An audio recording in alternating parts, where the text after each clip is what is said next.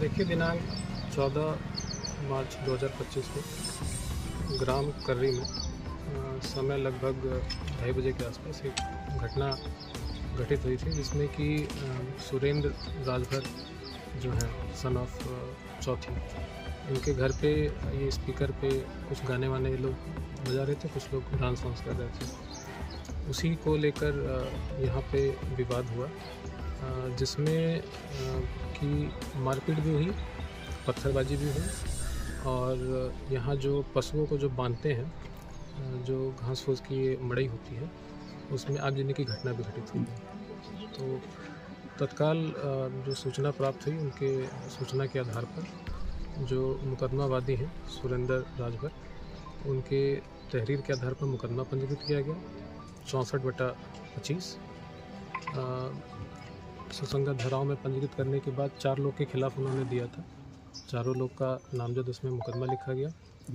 उसके बाद विवेचना स्टार्ट हुई। उसमें जो 4 लोग जो नामजद थे, उसमें से 3 लोग गिरफ्तार भी हुए, फिर कुछ लोग उसमें प्रकाश में भी आए। तो टोटल 8 लोग उस घटना में अभी तक शामिल होना आया है।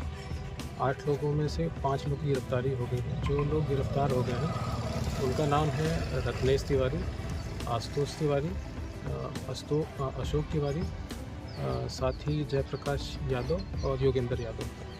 तो ये कुल 5 लोग इस घटना में अभी तक गिरफ्तार हो गए हैं।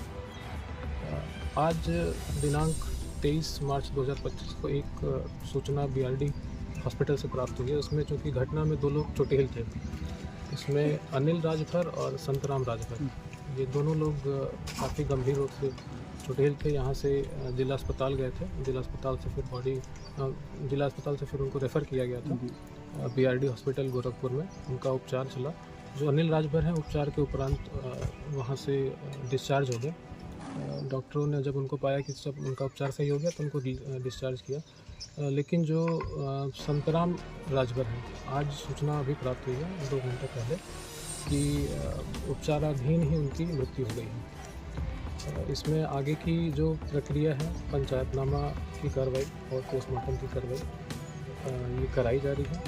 यहाँ अभी मैं और DM साहब के द्वारा गांव में विजिट भी किया गया है, पीड़ित परिवारों से भी मिला गया है और हम भरसक प्रयास कर रहे हैं कि पूरी घटना में जल्द से जल्द पूरी घटना का अनावरण हो। साथ ही साथ हम इंश्योर कर रहे हैं कि इसमें सद्भावना और सौहार्द जो गांव में है वो बना रहे।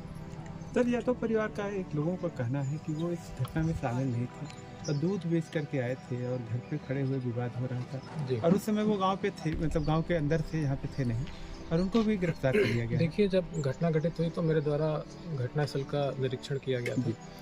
पीड़ित परिवार से भी हम मिले थे।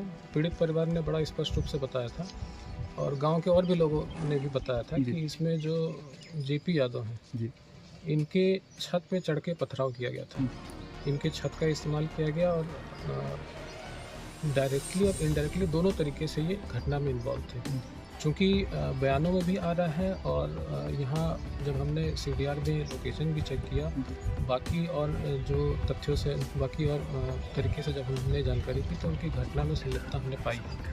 तो संलिप्तता पाने के बाद ही JP यादव की गिरफ्तारी और जो बाद में योगेंद्र यादव उनकी गिरफ्तारी की गई है। सर, क्या इस मामले में धाराएं और बढ़ाई जाएंगी? मौत हो गई। देखिए, इसमें जो धारा है, जो आगजनी की धारा है, जो पहले IPC में धारा 436 हुआ करती थी, उसमें उसके सुसंगत धारा BNS में दर्ज की गई है। साथ ही धारा IPC की जो 308 होती थी, उसके सापेक्ष अभी जो धारा है उसके सापेक्ष सारी गंभीर धाराएं हैं जिसमें घटना कारित की गई, सभी गंभीर धाराओं में दर्ज की गई है। चूँकि अब इसमें संतराम जी की मृत्यु हो गई है तो जाहिर सी बात है अब वो धारा तरमीम होगी और उसके सापेक्ष जो धारा अब बढ़ेगी उसकी कार्रवाई फिर लिखा पढ़ी करके थाने स्तर से कराई जाएगी। सर, कुछ लोगों का कहना है कि शराब वितरण के बाद ये मारपीट हुआ, शराब न वितरण हुआ तो मारपीट नहीं होती। देखिए, उस बिंदु पे भी हम जांच कर रहे हैं कि जो रूट कॉज है क्या था इसका और किस तरीके से पूरी घटना एक के बाद एक डेवलप हुई, तो इसलिए सारी चीज़ों पर जाँच की जाएगी।